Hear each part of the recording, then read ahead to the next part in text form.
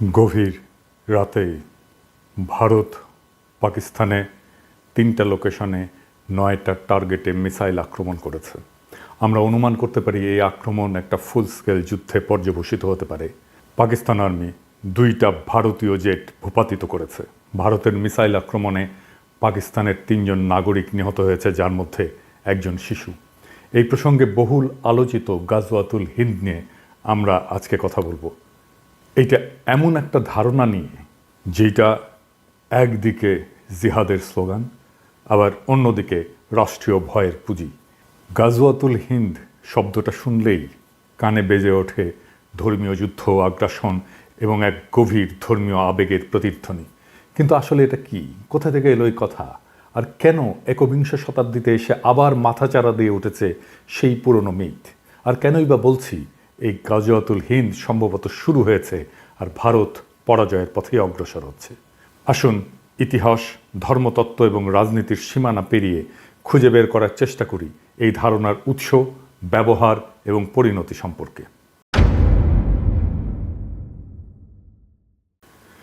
গাজওয়াত শব্দটা ইসলামী পরিভাষায় ব্যবহৃত হয় ওই সমস্ত যুদ্ধে যেখানে নবী রাসূল স্বয়ং অংশগ্রহণ করেছিলেন। আর হিন্দ মানে ভারত, এই দুটো শব্দ মিলে দাঁড়ায় হিন্দের যুদ্ধ। কিছু হাদিসে উল্লেখ করে ভবিষ্যতে মুসলমানরা হিন্দ বিজয় করবে, যেমন সুনান আল নাসাই এবং মুসনাদে আহমেদে একটা বর্ণনায় বলা হয়েছে, আমার উম্মতের একটা বাহিনী হিন্দের সঙ্গে যুদ্ধ করবে, আল্লাহ তাদের ক্ষমা করবেন। তবে ইসলামিক স্কলারেরা অনেকেই বলেন যে এই হাদিসগুলোর সনদ দুর্বল এবং এগুলোকে ঐতিহাসিক ভাষ্য হিসেবে ধরা যায়, কিন্তু তা দিয়ে আধুনিক রাজনৈতিক সহিংসতার বৈধতা পাওয়া যায় না।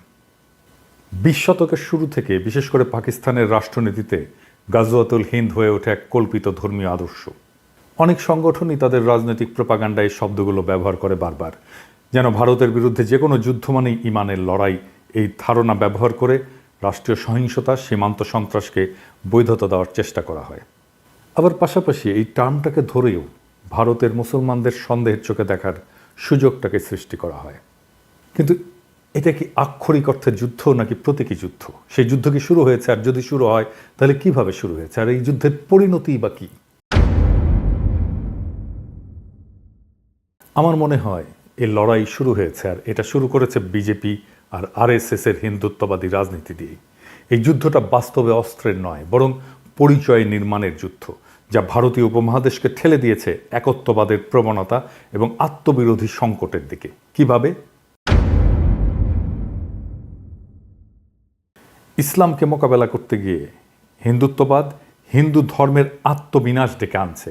এমন একটা আত্মঘাতী প্রকল্পে তারা লিপ্ত হয়েছে যা আদতে শেষ বিচারে হিন্দু ধর্মকেই ধ্বংস করে দেবে। হিন্দুত্ববাদ যতটা না ইসলাম বিরোধী, তার চেয়েও বেশি হিন্দু ধর্ম বিরোধী। কারণ ইসলামকে পরাস্ত করতে গিয়ে সে নিজেরই ধর্মকে এমন এক কাঠামোর ভেতরে বন্দি করতে চায় যা ইসলামিক তৌহিদ বা মনোথেইজমের ছায়া। ইসলাম এবং হিন্দু ধর্মের মূল তফাৎ হচ্ছে বহুত্ববাদ বনাম একত্ববাদ। দুই ধর্মের দুই আত্মা। ইসলাম জন্ম থেকে একত্ববাদী এবং তার ইমানের কেন্দ্রে এক এবং অদ্বিতীয় আল্লাহর ধারণা।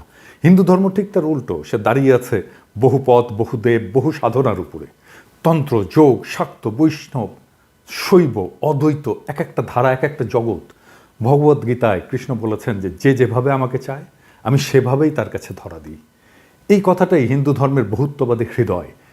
কিন্তু হিন্দুত্ববাদ ইসলামকে পরাস্ত করতে গিয়ে ইসলামিক কাঠামো গ্রহণ করে ফেলে। হিন্দুত্ববাদের মূল সমস্যা হলো এটা ইসলাম বা খ্রিস্টান মতবাদকে প্রতিযোগী ভাবতে গিয়ে তাদের কাঠামোকে নিজের অস্ত্র বানাতে চায়। যেমন এক জাতি, এক ভাষা, এক পরিচয়, এক সংস্কৃতি। এ সমস্ত ধারণা ইসলামী উম্মা বা খ্রিস্টান নেশন স্টেটের ধারণার কাছাকাছি। হিন্দুদের মাঝে ঐক্য প্রতিষ্ঠা করতে গিয়ে সে এক দেবতা, এক আচার, এক ভাষার সন্ধান করে। এই কারণেই সে নিজের ধ্বংস ডেকে আনে। কারণ হিন্দু ধর্ম কখনো ঐক্য দিয়ে টিকে ছিল না, টিকে ছিল সহাবস্থানে। একত্ববাদের দিকে ঝুঁকে পড়া মানেই তৌহিদের বিজয়। যখন হিন্দুত্ববাদ ইসলামকে ফাইট করতে যায় তখন সে আসলে তৌহিদেরই জয় নিশ্চিত করে। সে মূর্তি পূজাকে তখন লজ্জা হিসেবে দেখতে শুরু করে, পৌরাণিকতাকে অস্বীকার করে, আত্মতত্ত্ব, রূপক, রসতত্ত্বকে সরিয়ে দেয়। বেদান্তের তম অসি এর বিপরীত তৈরি করে শুদ্ধ হিন্দু পরিচয়ের কাঠিন্য।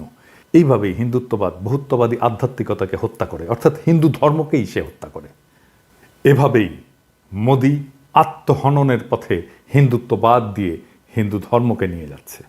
এইভাবেই একদিন হিন্দুত্ববাদ যখন নিজের দেহে একক দেবতার ধর্ম নির্মাণ করবে, তখন সে নিজেই আর হিন্দু থাকবে না, সে হয়ে উঠবে একটা হিন্দু নামধারী ইসলামী রাষ্ট্রীয় কাঠামোর ছায়া, যার মধ্যে থাকবে না সাধনার পথ, থাকবে না দেবদেবী উপাসনা, থাকবে না অবতার তত্ত্ব, থাকবে না উল্টো যুক্তি।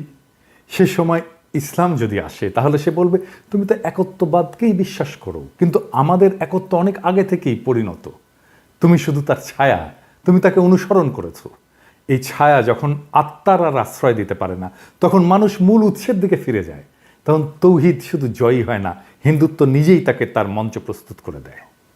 তাই গাজওয়াতুল হিন্দ কোনো বাহ্যিক যুদ্ধ নয়, এটা ভারতীয় পরিচয়ের মধ্যে এমন এক আত্মঘাতী দ্বন্দ্ব, যেখানে এক ধর্ম অন্য ধর্মকে মোকাবেলা করতে গিয়ে নিজেকেই তাকে রূপান্তর করে ফেলে। হিন্দুত্ব ইসলামকে হারাতে গিয়ে ইসলামিক কাঠামোকে গ্রহণ করে। এটাই আত্মহনন, এটাই ইতিহাসের সবচেয়ে বড় পরাজয়, যেখানে তুমি যেত না, বরং তোমাকে হারিয়ে অন্য কেউ তোমার জায়গায় দাঁড়িয়ে যায়। আমি যখন রেকর্ড করছি তখন ফ্রান্সে গভীর রাত, ঘড়ির কাঁটা থমকে নেই, কিন্তু সময় থমকে গেছে। ভারত পাকিস্তানের সীমান্তে যুদ্ধের দামামা, আলো নয় কেবল ধোঁয়া। পাকিস্তান দাবি করেছে ভারতের হামলায় নিহত হয়েছে 3 জন নিরস্ত্র মানুষ, একজন শিশু যার হাতে ছিল খেলনা, কোনো বন্দুক না। এটাই কি সেই যুদ্ধ যেটা বহুদিন ধরে গল্পে ছিল, হাদিসে ছিল, প্রপাগান্ডায় ছিল?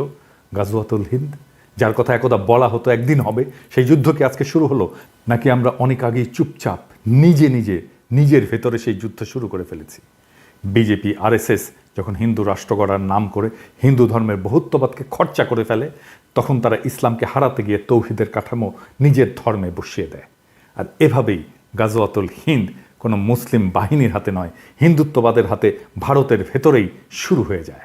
এখন যারা বলবে ভারত জিতেছে, তারা হয়তো মৃতদেহ গুনছে না, কারণ এই যুদ্ধে পরাজয় মানে শুধু শত্রুর জয় নয়, নিজের পরিচয় হারিয়ে ফেলা, নিজের আধ্যাত্মিকতাকে পোড়ানো, নিজের ধর্মকে কাঠিন্যে মুড়ে দেওয়া।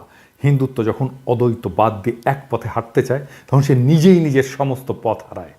আর তখন ইসলাম আসলে আর কিছু করেও না, সে শুধু দাঁড়িয়ে থাকা দেখে কিভাবে তার প্রতিদ্বন্দ্বী নিজেকেই প্রতিলিপি করে ফেলে। এই যুদ্ধের শেষে কি থাকবে? ভবিষ্যৎ হয়তো বলবে এই অঞ্চলে একদিন এমন এক ধর্ম ছিল যার নাম হিন্দু ধর্ম, যার অসংখ্য পথ ছিল, দেবতা ছিল, রূপক ছিল, নারী শক্তির পূজা ছিল, কিন্তু সে নিজেই নিজের শরীর পোড়ায় হিন্দু রাষ্ট্র নামের যজ্ঞকুণ্ডে।